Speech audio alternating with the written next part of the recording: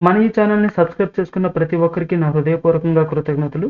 ఇంకా మన ఈ ఛానెల్‌ని ఎవరైనా సబ్స్క్రైబ్ చేసుకోకపోతే దయచేసి సబ్స్క్రైబ్ చేసుకోండి. అలానే ఈ వీడియోని పూర్తిగా చూడండి. నచ్చితే లైక్ చేయండి. రైల్వే జాబ్స్ కోసం ప్రిపేర్ అవుతున్న మీ స్నేహితులకు షేర్ చేయండి. క్రింది వాటిలో రసాయన మార్పుని గుర్తించండి. రసాయన మార్పు అంటే ఫర్ ఎగ్జాంపుల్‌గా పాలనేది పెరుగుగా మారడం. పాల యొక్క రసాయన ధర్మం వేరేగా ఉంటుంది. అలానే పెరుగు యొక్క రసాయన ధర్మం వేరేగా ఉంటుంది. ఇలా ఒక పదార్థం అనేది మరో రూపంలోకి మారేటప్పుడు మొదటి పదార్థం యొక్క రసాయన ధర్మాలు వేరేగా ఉండి, మారిన తర్వాత రసాయన ధర్మాలు వేరేగా ఉండడాన్ని రసాయన మార్పు అని పిలుస్తారు. భౌతిక మార్పు అంటే రసాయన ధర్మాలనేవి ఒకే విధంగా ఉండి భౌతికంగా మారటాన్నే భౌతిక మార్పు అని పిలుస్తారు. కానీ ఇక్కడ రసాయన మార్పు అంటే భౌతికంగా మారిన వాటి యొక్క రసాయన ధర్మాలు కూడా మారితేనే వాటిని రసాయన మార్పు అని పిలుస్తారు. 281వ ప్రశ్నకు సంబంధించి సరైన సమాధానం ఆప్షన్ 3 ఇనుము తుప్పు పట్టడం అనేది రసాయన మార్పు.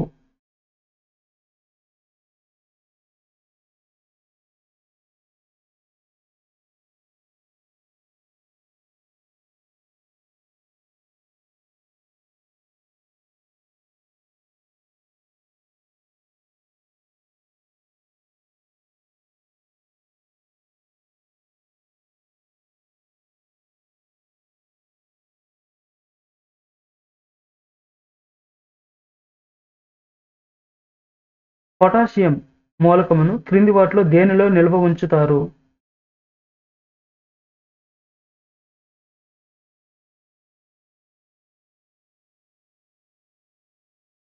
పొటాషియం మూలకమును కిరోసిన్‌లో నిల్వ ఉంచుతారు. మనకి ఒకటో గ్రూపు మూలకాలైన సోడియం మరియు పొటాషియం లోహాలని చాకుతో చాలా తేలిగ్గా కోయవచ్చు. అయితే సోడియం అలానే పొటాషియం మూలకాలని కిరోసిన్‌లో నిల్వ ఉంచుతారు.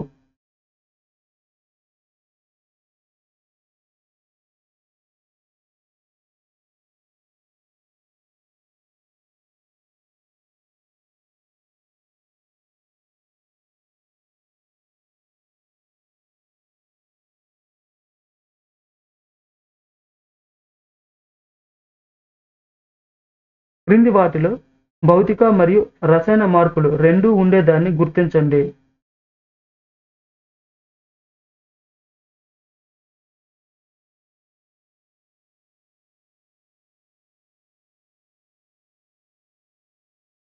రెండు వందల 83వ ప్రశ్నకు సంబంధించి సరైన సమాధానం భౌతిక మరియు రసాయన మార్పు రెండూ సంభవించేది క్యాండిల్‌ని కరిగించినప్పుడు.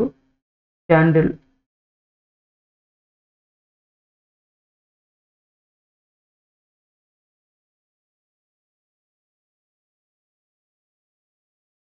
ఐస్ క్రీమ్ కరగడం అనేది భౌతిక మార్పు అవుతుంది. మంచు అనేది ఆవిరిగా మారడం అనేది భౌతిక మార్పు అవుతుంది. పాలు పెరుగుగా మారడం అనేది రసాయన మార్పు అవుతుంది. క్యాండిల్ అనేది కరిగించడం అనేది మనకి భౌతిక మరియు రసాయన మార్పు రెండు కూడా అవుతుంది.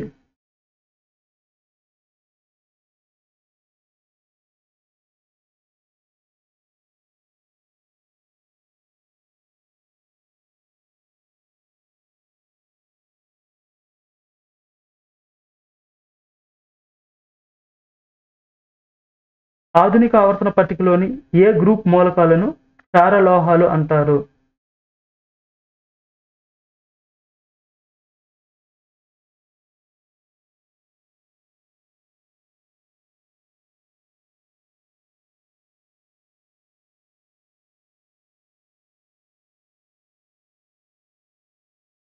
ఆధునిక ఆవర్తన పట్టికలోని 1వ గ్రూపు మూలకాలని క్షారలోహాలని పిలుస్తారు. ఆధునిక ఆవర్తన పట్టికలోని 1వ గ్రూపు మూలకాలు hydrogen, lithium, sodium, potassium, rubidium, calcium, francium.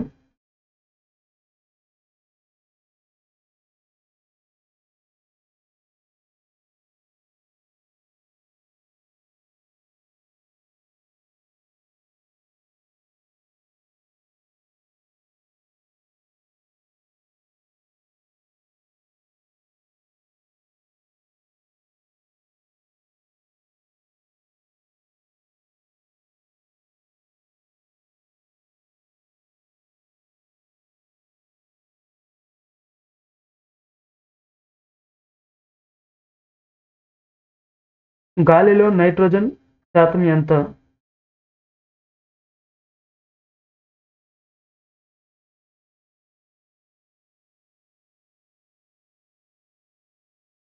గాలిలో నైట్రోజన్ అనేది 78% ఉంటుంది.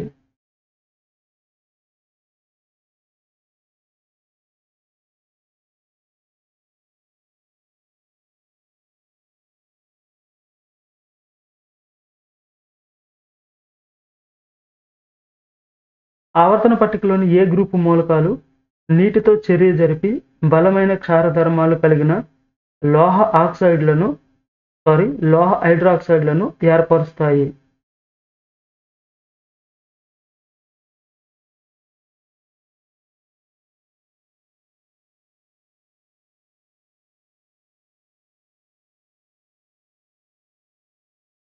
ఆవర్తన పట్టికలోని 1వ గ్రూపు మూలకాలు అనేది నీటితో చర్య జరిపి బలమైన క్షారధర్మాలు కలిగిన లోహ హైడ్రాక్సైడ్లను అయితే ఏర్పరచడం జరుగుతుంది. కాబట్టి వీటిని అంటే మనకి 1వ గ్రూపు మూలకాలని క్షార లోహాలని పిలుస్తారు.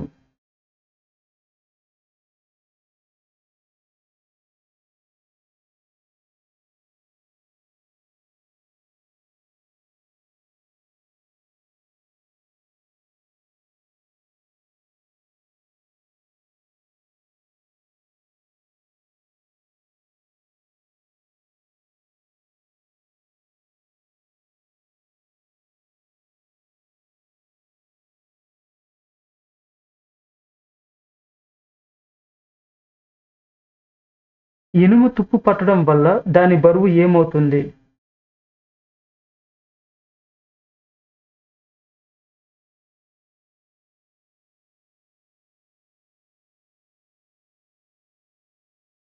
ఇనుము తుప్పు పట్టడం వల్ల దాని బరువు అనేది పెరుగుతుంది.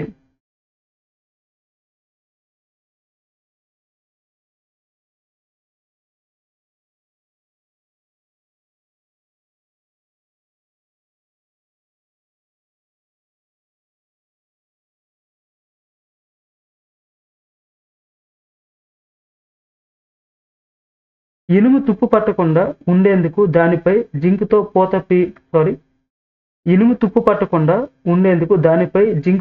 పూయడాన్ని ఏమని పిలుస్తారు?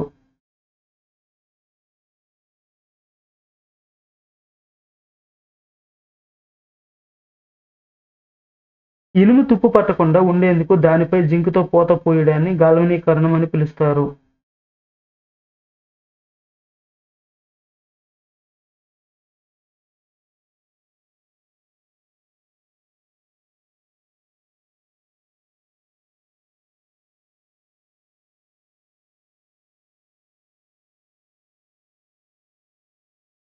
ఐరన్ లోపంతో మానవుల్లో క్రింది వాటిలో ఏ వ్యాధి కలుగుతుంది?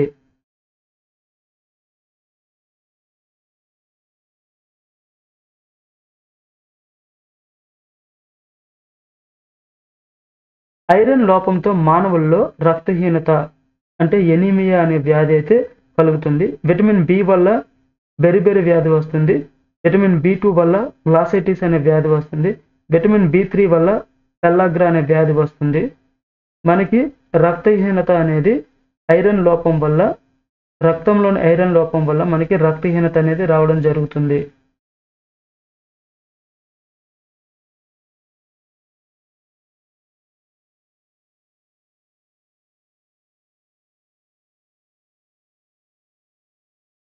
క్రింది వాటిలో ఇనుము యొక్క ముడి ఖనిజం కానిది ఏది?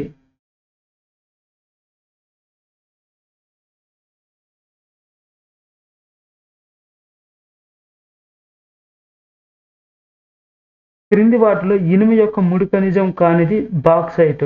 ఇనుము యొక్క ముడి ఖనిజాలు మాగ్నటైట్, హెమటైట్, సిడరైట్.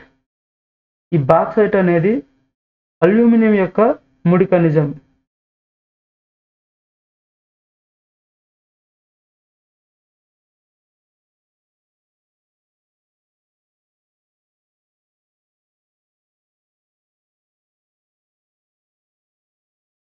ఈ వీడియో మీకు నచ్చినట్టయితే లైక్ చేయండి. అలానే రైల్వే జాబ్స్ కోసం ప్రిపేర్ అవుతున్న మీ స్నేహితులకు షేర్ చేయండి.